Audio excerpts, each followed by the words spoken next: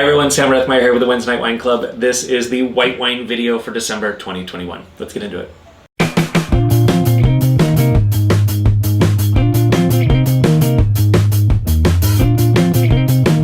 I am very excited about the white wine for this month's shipment, namely because this is a wine that I have referred to in the past as garbage wine. Domaine Jean-Claude Credoz, coming from an area in France called the Jura. The Jura is actually a sibling winemaking region to Burgundy, and it's part of this very subtle, very long valley. So in Burgundy, the hillsides that they plant the grapes on are southwest facing, and east a little bit, but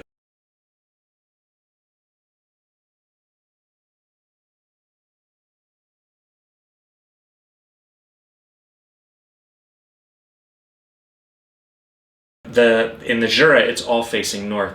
This is getting into pre-Alps territory. It is not quite high up in the mountains. Pre-Alps makes it sound that way, but you're starting to creep into that area, and it's beautiful. If you ever get the chance to go to Jura, hands down one of the most idyllic spots you'll ever visit. Now you might be asking me, wait a minute, why are you giving me garbage wine, and how do I cancel my subscription?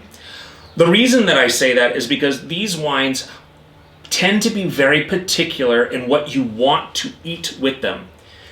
Culturally speaking, wine is something that is, in Europe, is always enjoyed with food. In the States, we tend to think of wine as being totally independent, right? You're about to cook dinner, let's pop a bottle of wine and start drinking it while we cook. If you were in Italy or France, you would start with a cocktail, an aperitif, a beer.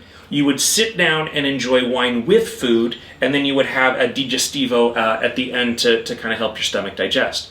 So this wine really embodies that idea that it needs particular food, or food in general, to go from this and this to this. And once you get that pairing down, it's crazy because you can't tell where the wine starts and the food ends. Everything just really,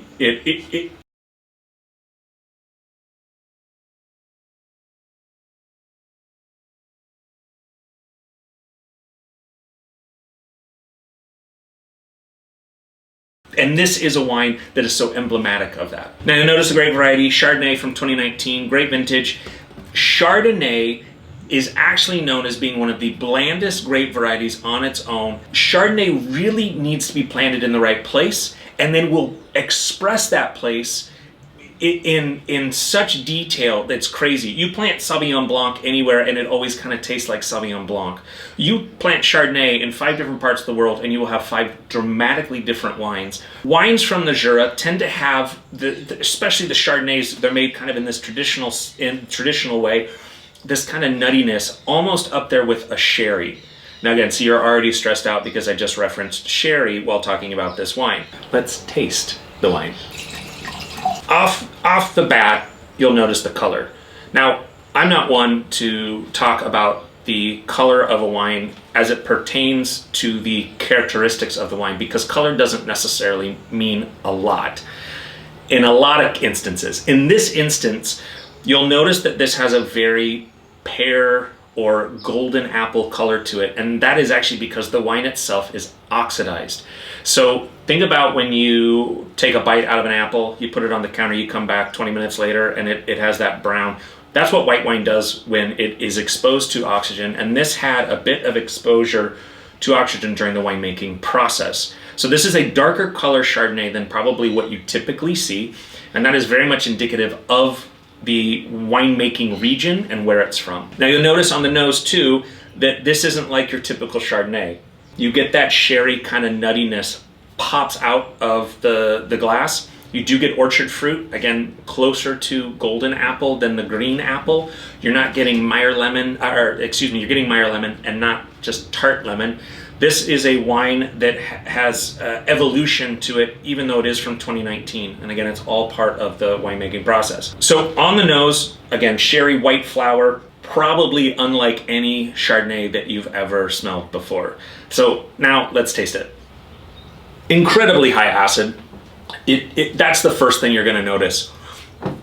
Then there is a little bit of this caramel quality that you might find in a wine that has these oxidative notes. You definitely get the white flower. The green apple kind of pokes its head up a little bit more. And it's not rich, right? It doesn't have this viscosity or this mouth coating. There's no oak that you can really notice. You do notice the structure though. This is a very interesting wine. And again, it's because it's coming from the Jura. You really want specific foods to pair with this. And chicken, roasted chicken, and this Chardonnay will be one of the greatest food and wine pairings of your life. If you can find corn or mushrooms and saute those in a little bit of butter with roasted chicken and this wine, that's when everything comes together and you realize how much you've been missing this wine every time you've eaten chicken. And you don't know it. And what's hard about these wines is that if you just taste it on its own, it's a little abrasive and you wouldn't think to move much further past that. But it's those pairings. Comté cheese is another one. I personally find Comté cheese to be very bland and boring. But you try it with this wine and it is like going from the TV that we grew up watching in the 80s that's barely in focus to a high definition TV. Everything just pops and it's fireworks. All right, so I mentioned roast chicken. Roast chicken's a great call.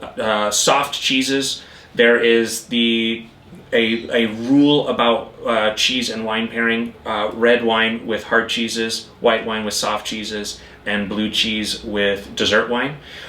It's a pretty good rule, and any soft cheese with this is going to pull out the nuance of the cheese, and it's going to totally tame down kind of those funky notes that you might find in this Chardonnay. Let me know what you paired this with in the comment section below. I hope you get to enjoy this wine at its fullest potential. Cheers.